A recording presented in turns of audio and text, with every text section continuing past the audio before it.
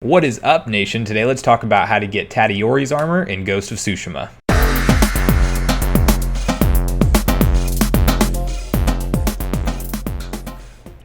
Alright, so first things first, make sure you got your horse. He's the fastest way to get around the land in this game. You're going to be starting out, it's in an area near the Rustling Bend. Look for the gold bird. It's in the very south part of the map, and it'll take you over to a musician. This is what's called a mythic quest. So in the mythic quest, they're very story driven. So you're going to talk to the musician over here, and he's going to give you a whole backstory and rundown of why this legendary armor has been hidden in the family for generations. This is the definitive best bow armor in the game. So if you're taking more of an archery path and you're shooting enemies from afar before you go in and rush campsites, this is definitely the armor for you. So it's something that you'll want to knock out earlier in the game. This is a relatively early quest that you can do. So I would recommend it, especially if you're using that playstyle. Here I would recommend fast traveling to Rising Spring, and so that's going to be like, if you've unlocked it. If not, it's no big deal. You can definitely ride there on horseback. But what I tend to do is if there's something that's decently far away, you can definitely save yourself some time by just going ahead and fast travel to the nearest point, and then from there hop on your horse and then continue the path as opposed to just riding across the land. Although if you are in early game, you might want to use that less often since you still have more of the world to discover. I've found that every time I'm trying to focus on a quest, you're running into Mongols like you see right here, or you're running up on a new Mongol camp that you didn't know existed, or just somebody who's on the side of the road who actually has an optional side quest if you talk to them, or it might be an ambush if you talk to them. That happens as well, and they're basically being held prisoner and they're like a distraction. But use that if you like. If you're trying to complete the game a little bit faster, you might not want to.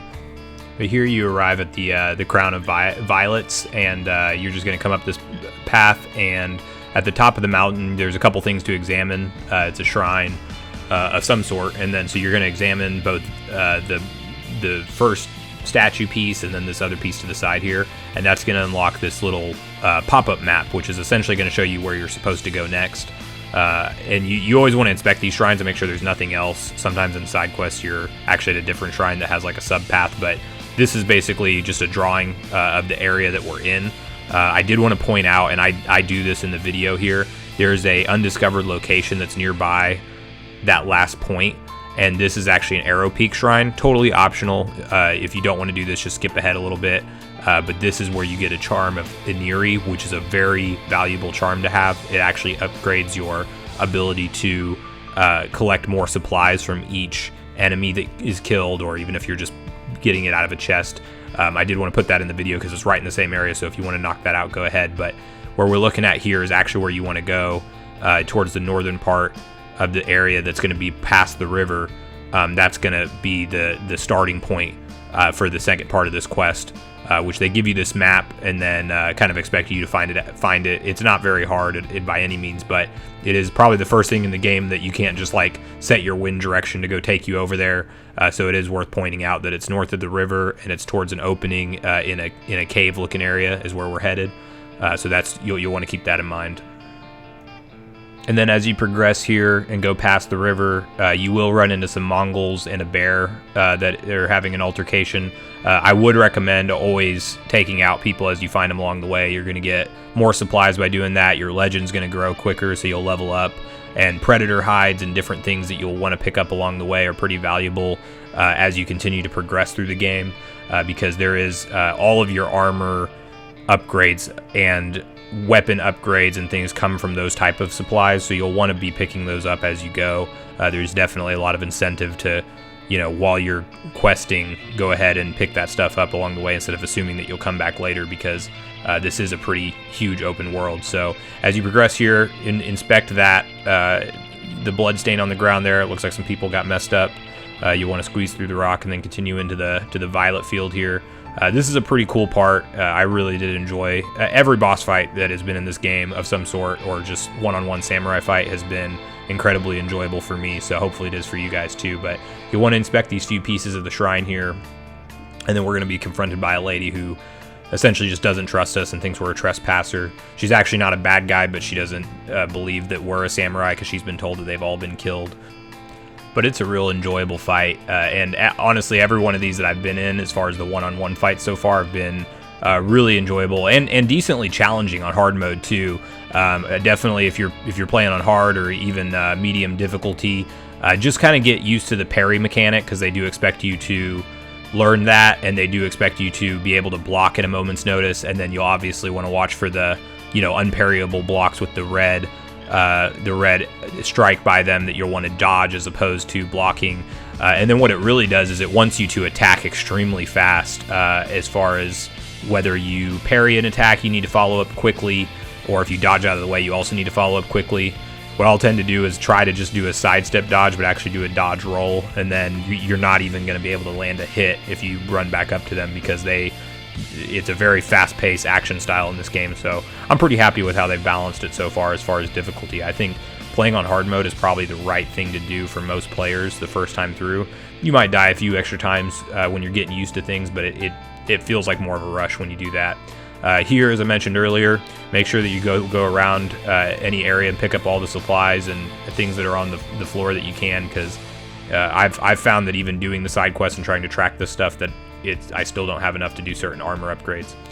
Here, I'm going to fast travel to the Arrow Peak Shrine, because that is the nearest place that is unlocked for fast travel that will get us closer to the south where we're supposed to go.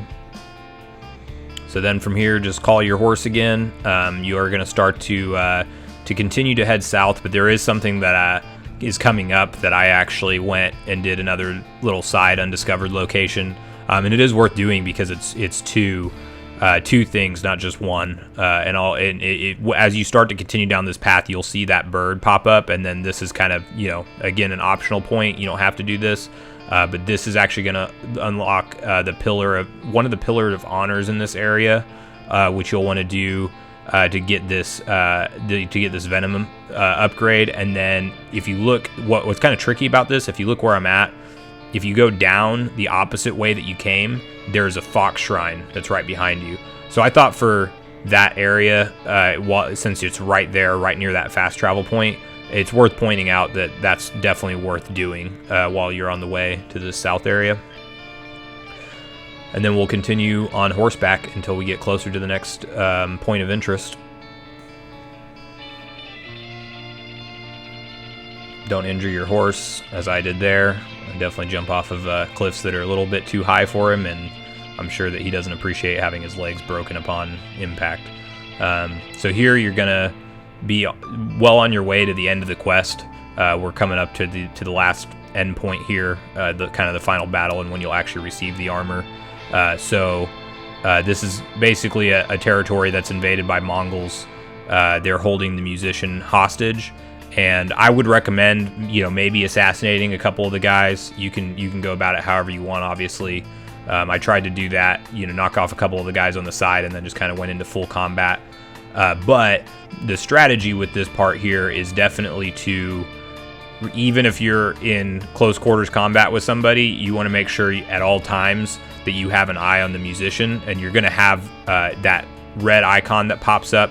That means that he's in danger of being attacked, and I think he can only get hit a couple times before he just dies and it restarts the mission. So anytime you're fighting somebody like these two guys here, I'm getting my ass handed to me, but then I realize that the musician's in risk of death, so you'll want to go over and hit one of those guys at least quickly, just to distract them, because if you let them do that for more than a few moments, then they will just kill the musician. You'll have to restart the entire quest. So it's a little bit different style combat here, because you're kind of multitasking. You're worried about taking out enemies, but then making sure that they don't kill the musician, who's going to basically reveal where the armor is to us. So once you listen through the dialogue here, he'll tell you that the statue behind him is actually where the armor's hidden. You can go grab your supplies ahead of time before the next round of action, because you will have a part 2 to that fight that we saw where you're again defending him. But here you have it, is Tadayori's armor, and you can equip it now. You can use it for the back half of the fight. I messed around with it for a minute and then chose to just go back to the samurai armor for the extra health. But here you'll have kind of a range challenge where it's definitely easier to take out the majority of the enemies with a bow. If you're better at doing headshots than I am, then you'll probably want to take that route and knock out as many enemies as you can utilizing that. Again, the same thing. You'll know who's the biggest threat to the musician based off of if they have that red skull and bones over their head. And here there's actually quite a few Mongols that come up, but the nice thing is like, I mean, even playing on hard mode, they give you, quite a bit of time. They give you enough time to realize, oh, the musician's in danger, so you can, at least go attack them to stop them from just immediately killing him. But you'll continue to progress here and knock out the enemies as they continue to spawn. And then once you've completed all of that, it's a final conversation with the musician here, and you are done with the quest 100%. So you get to enjoy your Tadayori's armor and start to level up your bow game if you haven't already been focused on that. So that's it. That's it for me, guys. Thanks so much for watching the video today. If you did enjoy this video, make sure you hit the like button below, and then leave me a comment as far as what armor and playstyle you're going through right now. I definitely find myself mainly going the samurai route, but then I switch it up every now and then and use stealth tactics also and do a little bit more of the ghost path. But I would love to know what you guys are, liking about the game so far and what build you're kind of trying to go for with your character. So you guys let me know that in the comment down below, and then make sure if you haven't already hit the like button, please do so if you did enjoy this video. And then lastly, I would love to have you guys join Sunbro Nation if you haven't already. So please hit the subscribe button beneath to join the nation today, and then also hit that bell notification icon so you can see every time a new video on this channel goes live. So with that, I'm going to wrap it up here. You guys have a great day. Sunbro Nation out.